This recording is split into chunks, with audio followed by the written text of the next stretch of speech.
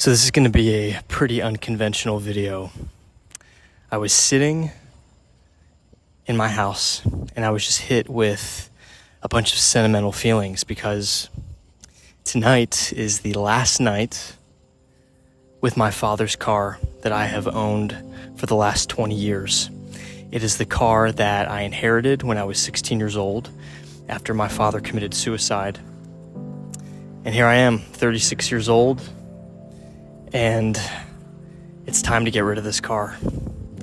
And it's been a process of getting to that place where I've felt ready to get rid of it. I didn't realize how sentimental I actually was until I was in a meditation and I started thinking about the car, the fact that the engine is smoking, it's burning oil, I've got a cracked windshield, the suspension is falling apart, and I just released all of the past psychological identification with this car. And that's been able to happen now that I've gotten on the other side of the healing of losing my dad in the way that I did. If you've been following my channel for a time, I've talked plenty about my past and those experiences, but yeah, tomorrow I'm having a new car delivered to my house. Put in the comments, guess what you think it's gonna be. But let's just say it's been a long time coming. It's the first car that I've ever purchased in my entire life. So, needless to say, I'm ready.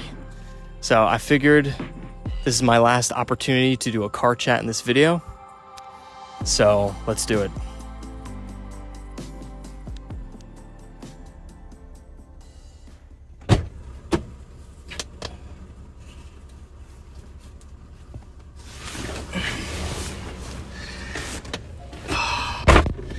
Hey buddy, let's do this. So I think a really good topic, a loose theme, is that you have to let go of the old to make room for the new. And life has taught me this numerous times in seasons, in relationships, in creative endeavors. When I started putting a lot more effort into this YouTube channel, a piece of me let go of music a little bit. And if you know anything about my background, I am a musician and a songwriter, and that has been my living for most of my life. And I've somehow always made it work. I've always scraped by. But I was starting to feel a little burnt out, and I was feeling this creative energy inside of me, wanting to expand in a different way. And when I got into music, the biggest reason was when my father committed suicide, music really helped me heal. It really was an amazing tool for me to grieve and to feel and to experience a sensation that I just couldn't really put into words while I was going through that process. And so when I was a teenager and I knew that I wanted to make music for a living, that was the motivation originally. But then with the YouTube stuff, here it is 20 years later from when I acquired this car and I went down that path of becoming a musician and a songwriter. And who I am now, the person that I embody, has a lot more to say than can be said in a 3-minute song through artistically crafted lyrics. Lyrics are awesome, but there's a lot of limitations. And the approach of being able to just talk directly to you, share my experiences and lessons, and it has ultimately allowed me to mentor and coach tons of guys who resonate with me and my message and have been through either similar things or their heart and soul come from a similar place that I'm coming from.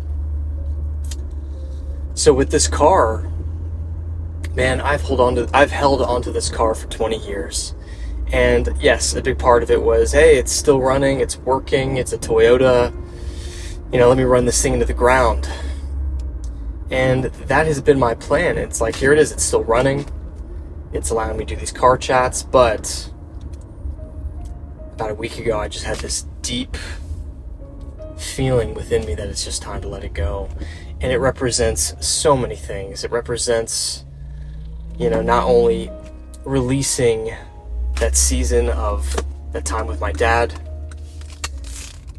but also just like letting go of all the old stories that no longer serve me. And that doesn't mean that I'm going to pretend like I didn't go through those things that I went through, but there doesn't have to be this heaviness, this identity anymore. And when I talk about it in my videos, I really talk about it from a place of gratitude for the person that I've become because of the things that I've been through and the lessons that I've learned that I get to share with you. And so, yeah, I'm just ready. I'm ready to move on. I'm ready to have that next chapter. So a question to ask yourself is, what are some things that you're holding on to? Because it took some work on my part, some deep work, some self-inquiry, some meditation, journaling, to realize that holding on to this vehicle, what it represented was a lot more than just keeping my dad's car for sentimental reasons, but letting go of the old self. I've been a pretty frugal person most of my life, even in seasons where I haven't really needed to be. And so allowing myself to let go of scarcity a little bit and be okay with abundance and purchase a car that I want that's a little bit nicer, and doing that with a joyful and peaceful countenance and demeanor. It was very healing for me. And when I started purchasing the car that's going to show up tomorrow, man, it just sort of happened on autopilot. I had a meditation, there was a deep letting go, and then I came to from the meditation, and then almost like something was moving through me. I just picked up my phone, just went through. I was like, this is the car, let's do it. And man, the sense of freedom that I had after that was immense. It's not even about the money. I've never really cared that much about material things. It's one of the reasons why I've been able to keep this car for 20 years through the degradation of it. But yeah, what it represents, man, is just a lot deeper. So I just wanted to share that with you.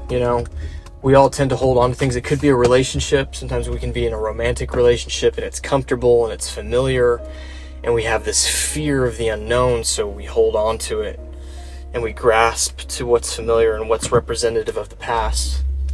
But go within, ask yourself, what am I holding on to? What do I need to let go of? Because the universe, life, it really has a way of opening up. You really do have to create room by letting go of the old. It's like if you're in a relationship right now and you feel like it's mediocre and stagnant, yes, sometimes we need to work on a relationship and challenge the relationship by having harder conversations and things. But sometimes we know that it's run its course and we're just holding on to it out of fear. And yeah, just immense gratitude for you. I don't take lightly the ability to speak into your life and to share these things. As I've started to heal and tap into more of like unity consciousness, realizing that everybody is one, man. Like we literally, not to get too spiritual or esoteric, maybe you know this now, or maybe you'll know this later in your life, but separation is an illusion. It's an egoic construct. And if you've been through some dark times in life or had an ego death of any capacity, an ego death, really, it doesn't mean that your ego dies forever. Like, we need the ego as human beings to operate in this physical reality and to play the character that we're playing and do the things that we do. But ego death can just be like an experience, you know? It could be a psychedelic experience. It could be an experience where you're just going through such a dark time and you've lost so much identity and you're brought to that point of feeling like you want to commit suicide or something, but then you don't and you stick around and it's almost like a piece of you dies. And on the other side of that death, there's just this sense of freedom and a deep letting go. So there's various types of ego death, but I digress a little bit here. I don't take it lightly that I get to have these conversations with you. These car chats will continue in the new vehicle. It's going to be a different vibe, but I'm glad that you were here first on this channel to experience this. You know, I still remember the conversation I had with my father a few nights before he died. You know, he looked at me and he said, "Hey, if anything ever happens to me, I want you to know that you get my car." I just kind of laughed it off. I was just like, oh, like, yeah, okay, whatever, man. But here we are, and I know that I sound maybe a little solemn, a little somber when I talk about these things, but I'll be honest with you, I've got nothing but peace and gratitude for everything that I've been through to bring me to this point, to become the version of myself that I am. It's what allows me to hold space for you and the different guys that I am able to coach and mentor, and it's an honor. So, trying to think if I want to say anything else before I wrap this up. It is surreal knowing that this is literally the last night that I'm going to be driving this car. I've been through so much with this vehicle. Relationships, listening to final mixes of songs over the last decade and a half of being a songwriter and a musician. I've even brought my laptop in here numerous times whenever I've produced songs, and I've like tweaked the mix in my car. My car has a tape deck because the CD player broke, so I've been using an auxiliary cord to plug into my phone to listen to music or to plug it into my laptop. Yeah, this video is not going to be for everybody. I know that. I'm not expecting this video to get a ton of views or anything like that. It's just for those of you who've just been following my story. I know what it's like to follow someone who makes content or a YouTube channel, and you kind of feel this connection and you want to relate to them more, and you want to know a bit more about their backstory, and you know, wish they would get a bit more personal. So I know what that's like.